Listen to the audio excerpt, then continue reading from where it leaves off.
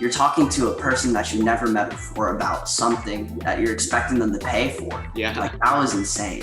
That's pretty insane. I couldn't imagine me in 8th grade, 13 years old, doing this.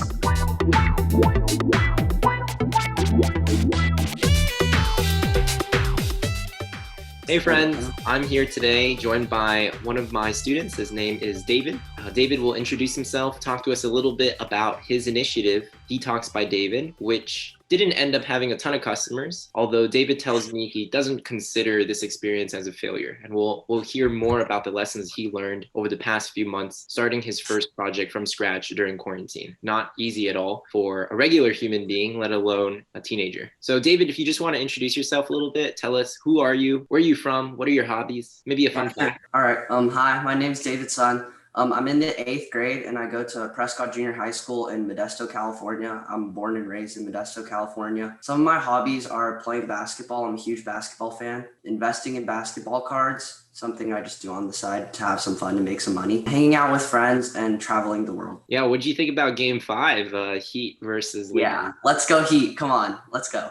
Let's go Heat. All right. Thanks for that intro, David. Can you tell us a little bit about Detox by David? How'd you get the idea? What was your timeline? Yeah, sure. So Detox by David started over the summer. I was playing video games a lot more because of quarantine. I didn't have anything else to do. I couldn't go outside and hang out with friends. I couldn't do the normal things I could usually do. So I turned to gaming and I started playing quite a bit more than I used to. And I saw like how this was going to be a huge problem once quarantine would be over, and I just have this habit stuck and it would carry over and really affect my performance and other things. So I put myself through this program to try to help myself quit. And it was very, very hard. I would be in literal pain just looking at my friends having a fun time, and I would just have to sit and tell myself no. It was very, very hard. One of the hardest experiences I had to go through my whole life, but it ended up being worth it. I did lower my game time every week, and looking back at it, I'm just like how hard it was. I didn't have any help. I didn't have anyone guiding me through the way. So I decided to start Detox by David because I felt like I could help other people who were in my situation with video game addiction. So Detox by David, a little bit more about it is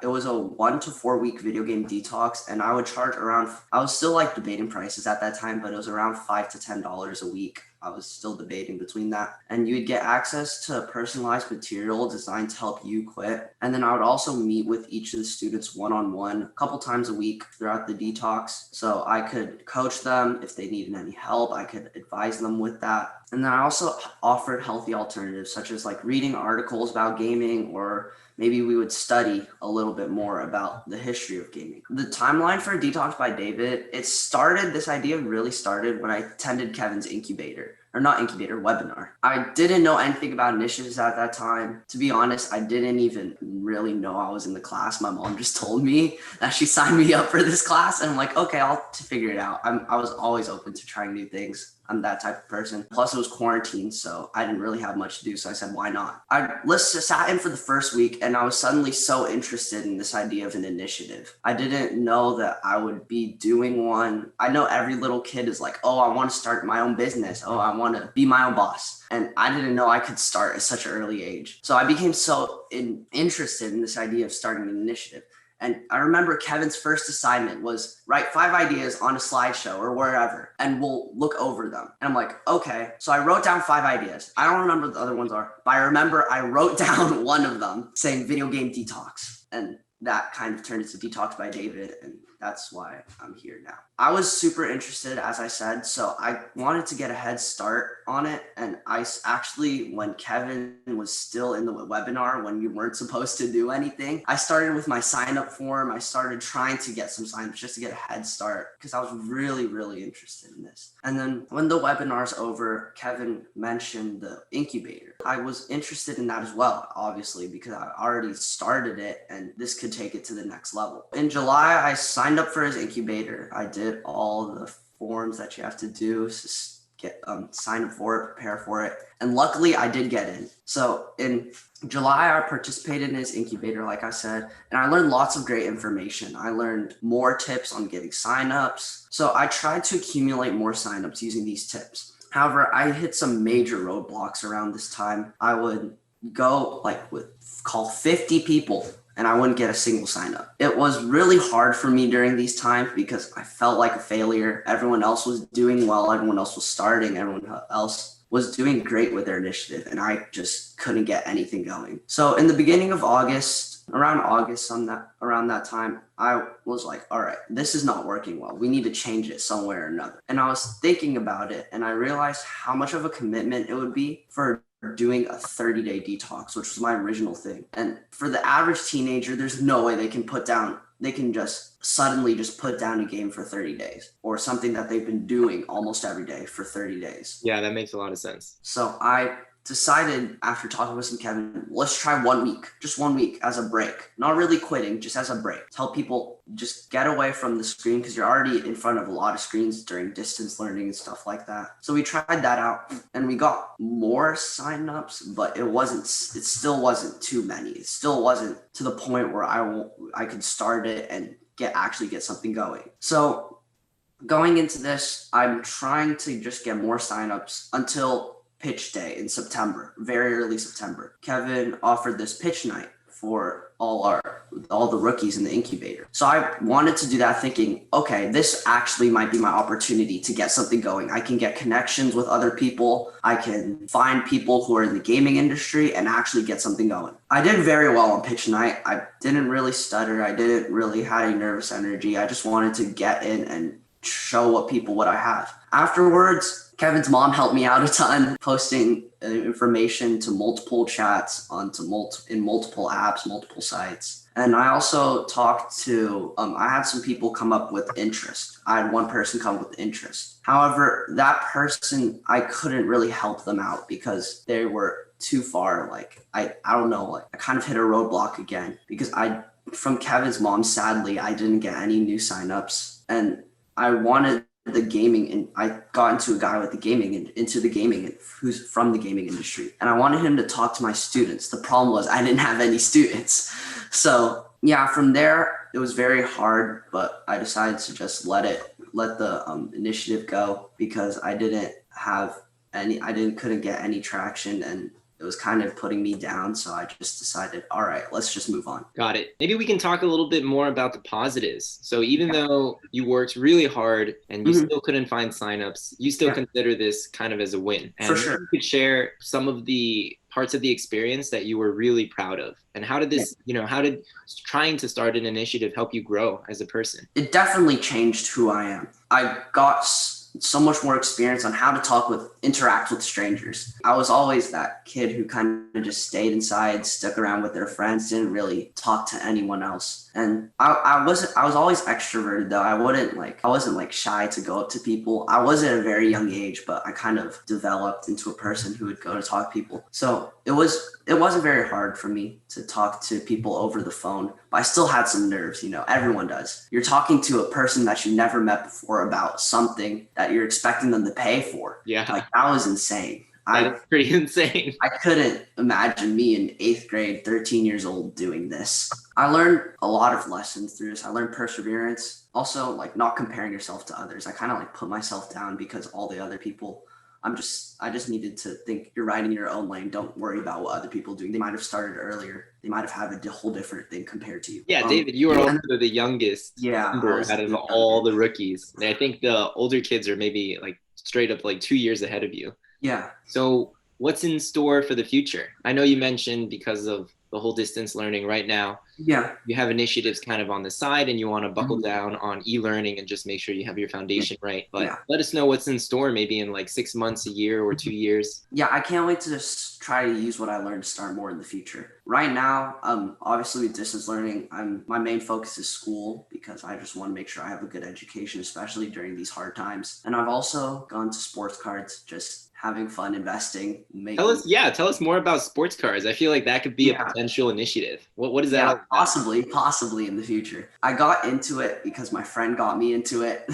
He was like, hey, I know you're a huge basketball fan. Why not try collecting these sports cards? So I'm like, okay. I bought my first box and I had an amazing time opening them up with him. I had probably one of the most fun times of my life, just opening up sports cards, seeing whose cards we can pull, if I can pull my favorite players' cards. I just had such a fun time. And that part was just collecting.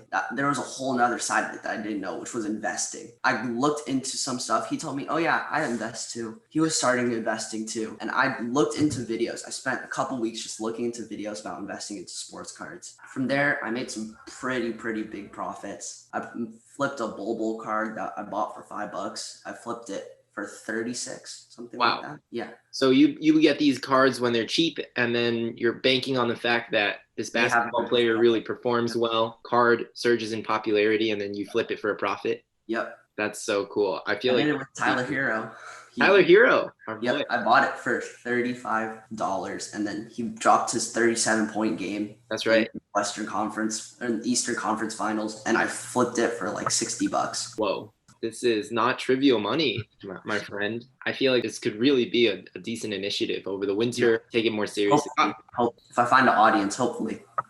All right, David. Well, we're just about out of time, but if you have any final words you want to share with other kids, maybe try to think of yourself 6 months or a year ago. What would you tell that younger version of David? Yeah, I just want to tell to the younger kids out there who are watching this video, I was the youngest kid in the incubator. I was supposedly had the least experience, supposedly was at a disadvantage, but I didn't really feel that going into it. I feel like I could stay on their level in some portions. So if you're very young, almost my age or younger watching this, don't be scared to start an initiative. It sounds very daunting at first. It sounds very daunting running your own business at such a young age, but just know that if you do with Kevin will help you out. He will give you advice. He will help you. I learned a lot from Kevin, and I felt like once I went through his incubator and webinars and stuff like that, I felt like I could really do this on my own. I could really start it, even if I'm only 13 years old. But I just want to say, don't be scared. Try it out. It will be a life-changing experience. Thanks so much for that, David. That's some really nice words. And just obviously to piggyback off of what you just said, I think that fear is totally normal. You would be kind of like a strange person if we were like started an initiative and you were like, you didn't even blink an eye, right? Like I think it's very normal to be nervous about that kind of stuff. You know, David, the average entrepreneur takes 3 or 4 attempts before they get a successful business off the ground. Like my first startup, Home Cooked, is not really around today anymore. And this tutoring business is my second try, and it's still not like perfect. It's definitely getting better. The trick is to stick with it. And since you guys are so young, you're in your teens, or even if you're a little bit older and you're around my age in your early 20s, mid 20s, just know that your goal when you're young is to make all these mistakes. You don't want to be making mistakes when you're like 30 or 40 and you have a family. I would say that honestly, now is the best time to be starting initiatives, new businesses, pursue those crazy ideas, especially during quarantine. Seems like we have a little bit more disposable time than usual. But anyways, yeah, David, thanks so much. Thanks again for those kind words. I'm obviously not here to try to like promote the webinar or incubator. I'm just trying to convince young kids that you guys have what it takes to start an initiative. I think really that like bridging the gap and believing that you can do it is the first step. And that's why I spend like the first 2 or 3 probably sessions of the webinar, just like pushing, trying to convince kids that like you can do this. And probably some of the best proof that you can do this is seeing kids like David or Shams. In the weeks to come, we'll be interviewing Eric, Ava, and Sophia. And you guys can see like these guys started at nothing, 0. And they created an initiative in 2 or 3 months, which is outrageous. You know, it's one thing if I'm like, you can do it. And it's another thing if David's like, trust me, I was there literally in this exact same seat, you can do it. So just know that you're your own worst enemy. You are the person stopping you. Your fear is kind of like what stops you from doing the things that you want to do. Like once I started getting over that fear in August, I could see myself, if I maybe had a different idea and had a different approach into it, I could have actually got something going. So just remember you're your own worst enemy. You can do it. It's mainly just fear stopping you. Just try it out. You have so much time on your hands in quarantine. Just try it out. 100%. I totally agree. All right. Well, that concludes today's little interview. Hopefully you guys enjoyed this episode of ElevatEd Inspiration Generation. I'll be interviewing more students in the weeks to come. But thank you so much for watching, and we'll catch you next time.